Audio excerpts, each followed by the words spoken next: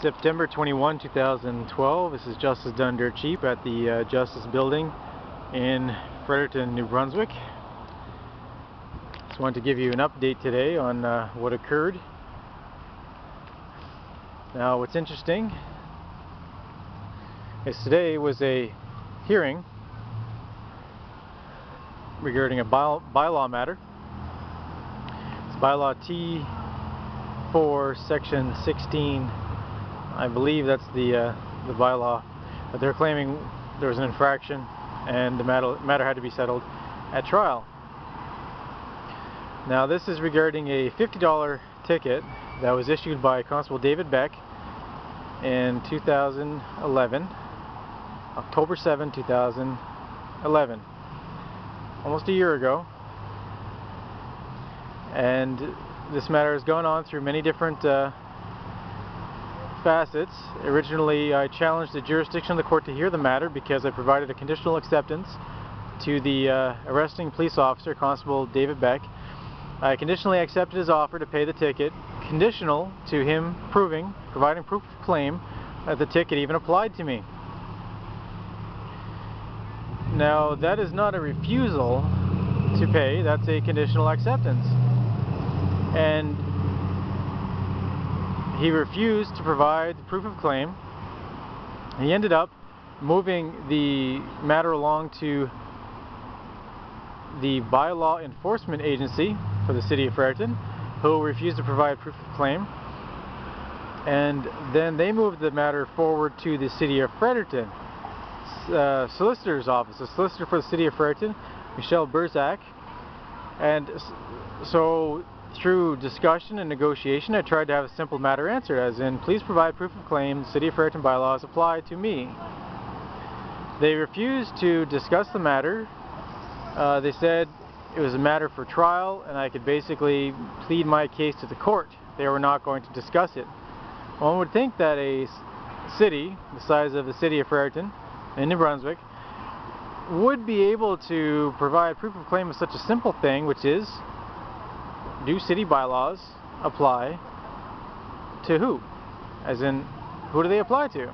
And they should be able to prove it. It should be a simple matter. But they refused along the way, and there were several court dates that were scheduled. And the court dates, over the several hearings, I first challenged the jurisdiction of the court, where I stated that conditional acceptance allowed that I'm not refusing to pay this ticket. I'm asking questions, I'm acting according to the law, and I'm lawfully asking for proof of claim that these even apply to me. And since there's no lis inter partes or issue between the parties, since an offer was made, an offer was accepted, the court has no place in the matter. As in, there's nothing for the court to judge because there's no actual dispute between the parties. That's the beautiful thing about a conditional acceptance. A conditional acceptance is not saying no, it's saying I conditionally accept your offer, conditional to certain conditions. An example would be if someone says, please take out the garbage right now. And one can say, well, I conditionally accept your offer to take out the garbage right now, conditional to you proving that it's going to matter whether I wait half an hour to take out the garbage. Otherwise, I'll take out the garbage. I agree to take out the garbage with 20 minutes or half an hour from now. That's a conditional acceptance. If someone cannot provide the proof, as in the condition, that there's some emergency or some reason that expediency is a issue, then there can be an agreement between the parties. Now, other examples can be given of this, but that's kind of a simple way to put it. Now, over several hearings where the City of Fredericton provided disclosure at the last minute and then expected me to plead, trying to wade through a 20-25 page stacked document and decide whether to plead one way or the other. So, and that's standard fare with these bylaw matters. It's really I'm not sure what the word to call it. Unfair, perhaps, where someone is basically handed a stack of paper and told, read this, you've got 5 minutes to plead one way or the other. Now, disclosure is what's supposed to disclose the case that party has against you. And depending on how strong the case is, one might decide, yeah, hey, I'll just go for the guilty plea or plead innocent, whatever they want to do. But one is entitled to disclosure, full disclosure, before actually entering a plea. Now, amazingly enough, the regular procedure for the City of Fredericton is not even to provide disclosure. Unless one actually specifically demands disclosure at the plea hearing, no disclosure is even provided. So there is many people, every time there's a court date that they're dealing with bylaw matters, and many people are not provided anything. They're just told, how do you plead? Guilty, not guilty. One or the other. It's like a factory. You just get in and get out quick. And someone who actually says, hey, wait a second, I've got some questions about this and I'm not sure, can I at least have the disclosure? Then a big fuss is raised over it and they try to make you feel guilty about asking what you're basically entitled to. So this matter's gone on for about a year. There's been several motions filed, motions challenging the jurisdiction of the court, and various adjournments for one reason or the other. And finally today was a trial where I was able to cross-examine Constable David Beck. What's really interesting about the cross-examination is, even though he was not able to actually assert under oath with any detail that he actually saw an individual commit what he considered an offense, then arrest that same individual. His testimony was that he saw someone doing something he considered to be a bylaw infraction, and then after losing sight of the individual, 3 minutes later, he came upon another individual that basically, how the story went is, he pulled behind this individual. He claims to have turned his lights on, as in the emergency lights, and admitted there was no emergency. He claimed that the siren was turned on at some point, but wasn't sure when. Wasn't even sure when the lights were turned on. Now what's amazing is that he wasn't able to even confirm that the individual was on the same bicycle, the color of the bicycle. All that he referenced was he saw a male wearing a blue bandana and was looking for a male wearing a blue bandana. Now most people, if a car is speeding up behind them, will get out of the way for their own safety. They'll pull off the road. So his own testimony confirmed that David Beck and Constable Comuzzi were in a police cruiser. They pulled on to Aberdeen Street, and when they did, there was an individual in front of them traveling on the road, and that individual pulled off onto the sidewalk. Now they claim that they tried to stop the individual and then pulled the individual off the bicycle that they saw. Now the story changed quite a few times, where at first it was Constable David Beck asserted that he never did a football style tackle. He claimed that he was pulling on the individual's shirt. Then the story changed into pulling on a wrist, and then there was all sorts of different changes to the story. It was never a consistent, I did this, and the other thing, and the individual ended up on the ground. It was a constantly changing, evolving story, and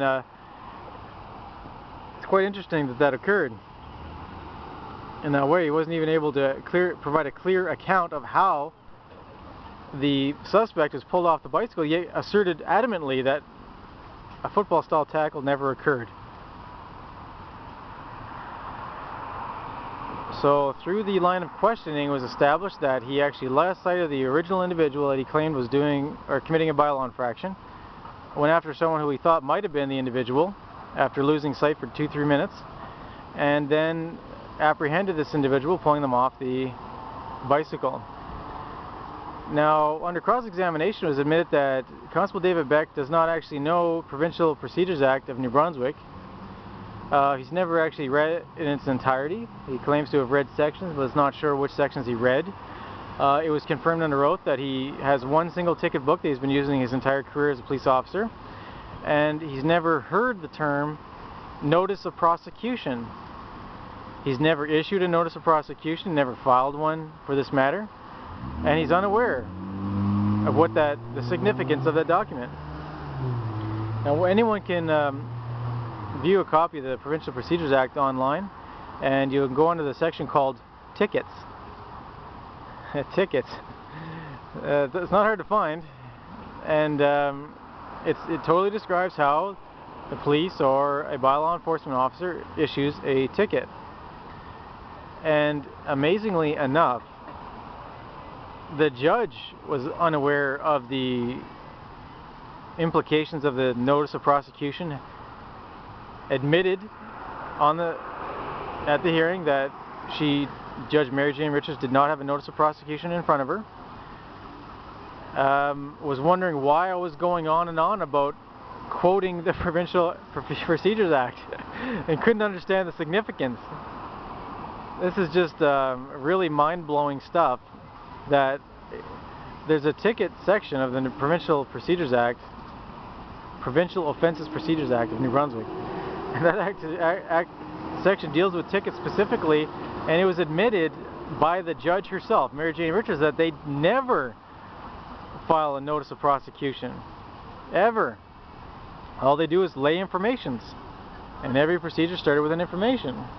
Now the difference is, when information is laid, that starts a different portion of the Provincial Offences Procedures Act, where one can actually face some jail time, whereas a notice of prosecution is a different section and deals specifically with bylaw infractions. There's civil things. They're nothing to do with criminal whatsoever. So there's a lot of really amazing revelations at the hearing today. I relied on my written submissions regarding the constitutional issues because I'm challenging the City of Fredericton Bylaw, Section T-4, Section 16, riding on the sidewalk with a bicycle. I believe it's unconstitutional. There's discrimination involved here, and this bylaw should be struck. Not only that, the procedure was commenced improperly, and the matter should be just tossed out and this bylaw issue dismissed, just on the basic procedural issues. The third aspect is the police officer's story doesn't even hold up. There wasn't any need to provide any further testimony, because his own story states clearly that the only time he was able to identify the individual he arrested was when that individual was not actually doing any bylaw infraction. He only saw someone else doing a bylaw infraction, and that's what initiated the whole procedure. So, just amazing what goes on in the courtrooms. Hopefully these videos and these assertions in court will cause a positive change in the system.